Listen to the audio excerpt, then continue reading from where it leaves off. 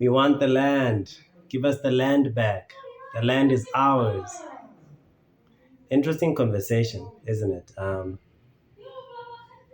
If you look at the actual history stretching far back as to who actually owns the land, that does really become an interesting question. And to look at who is demanding it now, it's becomes very interesting. But that's a different topic altogether. And today I want to just talk about something different. And again, I don't know what I'm talking about, but I just find it interesting how we just don't seem to quite have our priorities straight. Not that we don't really know what we want, but it just feels like we don't really want what we say we want. Let me give some context. I was in a supermarket one day a couple of years ago with a friend of mine, and I was this came up when I was that's very nice. When I was taking some toothpaste, so I picked the toothpaste and was like, "That's how much you spend on toothpaste?" I was like, "Well, yeah." And he didn't understand how I would spend that much on toothpaste. For me, obviously, well, not obviously, but for me, it made sense because I have an issue with my teeth. So I need to, there's a certain toothpaste that I feel works just differently in order to help that. But for him, it was like, you spend too much on toothpaste. And this comes less than 24 hours after we were at a club where we were buying bottle after bottle of alcohol, not the expensive stuff, just, ciders and beers. But we're spending on that, rounds and rounds of that. And that was fine. No one had a problem with the amount of money we were spending on that. It was cool for both of us. But you now come to spend that money on, well, not that money, but that kind of money on toothpaste, something that has to do with your hygiene, something that has to do with your health in a way, something that lasts you for weeks or a month at least. That now becomes an issue. And at that time we're speaking, and whatever amount we had spent the night before is all gone. We're not feeling the effects of the alcohol in us anymore. It's all gone. But when you talk about spending some money on toothpaste, and then it's a lot of money to spend on that. That's just quite just an interesting observation of mine. And then a few days ago, a few weeks ago, maybe it was. I had a conversation with a different set of friends now, and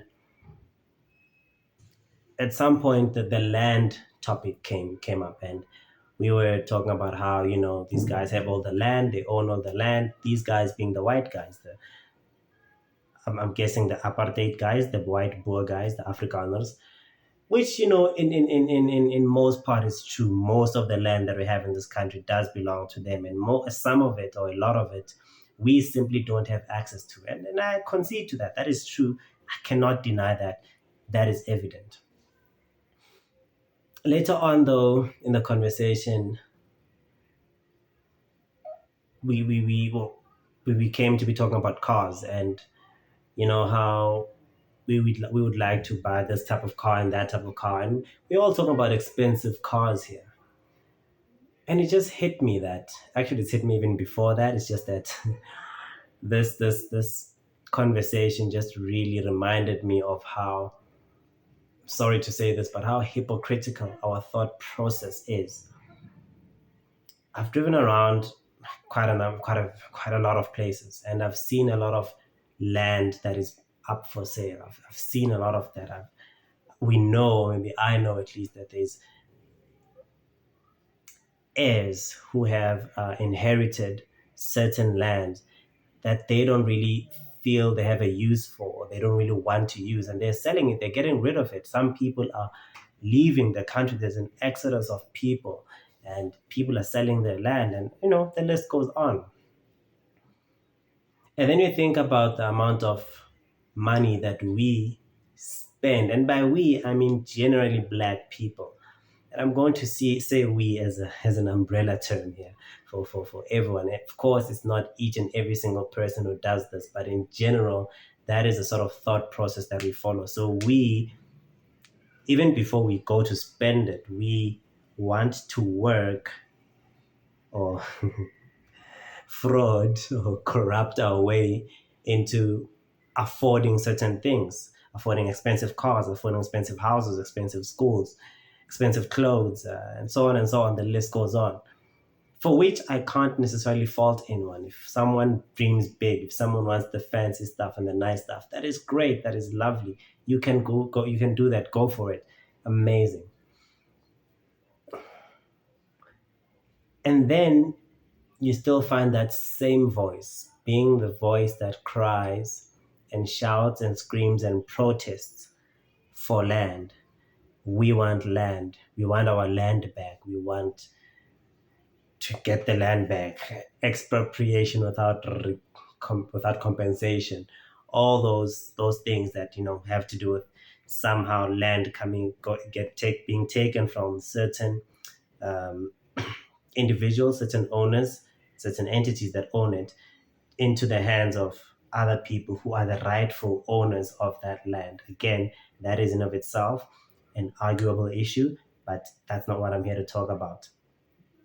And I don't know what I'm talking about, but it just seems to me like if we can dream to drive expensive cars and build expensive houses and go to expensive schools and spend a lot of money on expensive alcohol, in that same light, can we not then spend money on the land? I mean, yes, not all of the land is accessible. A lot of the land people are owning and they're using it for business. And some of that they're not even gonna sell it to us. And there's all these red tape that exist. But you do find a lot of land that actually is for sale, as I've said.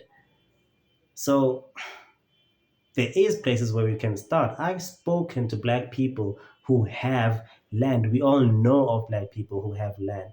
May not be the primest of prime land, but it's land, and more land is getting available, is becoming available. Yet most of us increasingly want to spend on foreign stuff. Again, foreign cars, foreign clothes, foreign food, foreign alcohol.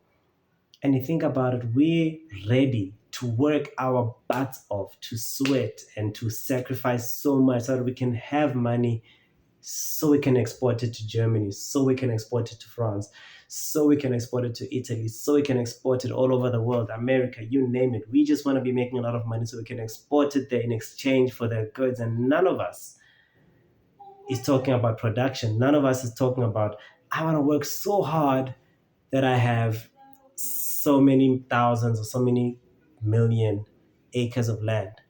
I've hardly ever heard anyone say that. But all the time we want land. It's so interesting that when it comes to the land thing, something that actually belongs to us, something that we can use to uplift ourselves and uplift the people around us. We cry and want it for free instead of wanting to sweat and work for it. But when we talk about things that other people are sweating for and creating, talk about the cars, talk about the iPhones, you talk about the alcohol, the champagne that comes from France, the LVs that come from Italy, and the Lambos and Ferraris that come from Italy. All these things that come from all over the world that other people are working so hard to create and to build their economy and to increase their employment rate and to make sure that they are employed and they have something to show to the world that this is us, this is what we can create. We are not looking to do that. We are saying, no, you guys create. We're just going to work hard and give you our money so you can give us that. But almost none of us are saying, we want to work and build and create and suffer so that future generations are now able to sit proudly and walk with their necks and their heads held up high and saying, that car that they're driving in whatever country is from us. That drink that they're drinking in whatever land is from us. This land that we have here, we're creating this amazing thing that the whole world is spending money on. Why isn't that the way in which we think? Why is it that we are wired to want to spend on things instead of wanting to create? And why is it that we are so wired that certain things we feel are worth our effort, but certain things are not? You'd rather spend your hard earned money on alcohol than on spending just a bit more, maybe double what you normally spend on toothpaste. You can spend 50 times that amount on alcohol, but you can't spend just double or three times that amount on toothpaste. You can have 7 cars, 10 cars in your garage, all worth at least 1 million. But it's not going to take 10 million to buy a piece of land. Maybe you lease it, maybe have start some farming activities there. I mean, yes, whatever these cars are going to cost you, it's just the beginning. You're going to have to insure them, you're going to have to fuel them, you're going to have to wash them, you're going to have to maintain them. This also applies here. You're going to buy the land, you're going to have to build structures there, you're going to have to get the livestock there, you're going to have to do stuff. But of these things that I mentioned, this brings a return on the investment. Not quite, not quite a return here. So I think that there's a huge shift that needs to take place in our minds. The mindset really needs to shift. And again, I do not know what I'm talking about, but have this conversation amongst yourself. Argue with me, argue with each other. Am I making sense? Am I comparing apples to cats? Something that is just completely not in the same categories here. Just make me understand, make each other understand. Can we then at least start working towards building something for ourselves, working towards creating stuff for ourselves, working towards creating things or spending on things that are going to come back and help us create employment, that are going to come back and help us create circulation of our funds within our economy so that one day we can sit proudly and be South Africans. We can be proudly eating the food that we create. We can be, I mean, which we are now, to be fair, in most part we are. But I feel like a lot of people aren't happy because the food that we eat in most part comes from white people. It's very funny. This one time I noticed, and this exists since day even now, but it just hit me that I was driving for a long time on this road on the N4 in Middleburg, and there's like fields and hills of maize left to right, and I'm traveling, and I'm like, this space that I've seen with all this maize is bigger than the entire hood that I come from. It is massive. And it's maize. And I noticed that they harvest it when it's dry. And I once asked a guy, like, why do they wait until it's dry to harvest it? Seems like a waste. I mean, all these hills. And that guy told me, no, this is the type of maize that they use to make maize meal. I was, my mind was blown because at that point I realized that all this stuff, all this space that is bigger than the place I come from, is owned most probably by a white person who probably does not eat maize meal or whatever it is that you make with maize meal. And they're making a living off of making food that they probably don't eat. Black people eat pap. That's a staple product in our plates. Every day we eat that. And here it is being made by someone who probably doesn't eat it, probably doesn't understand who we are, what we are. But that's what they're making their living out of. And we are going to be crying. We want our land. We want our land. And of course, we want our land. But how much do you want it? You say you want that German car. You're going to work hard so that you can get it. But how much are you working in order to get the land? And that's where my gripe is. What's more important? Having that land or having that German car?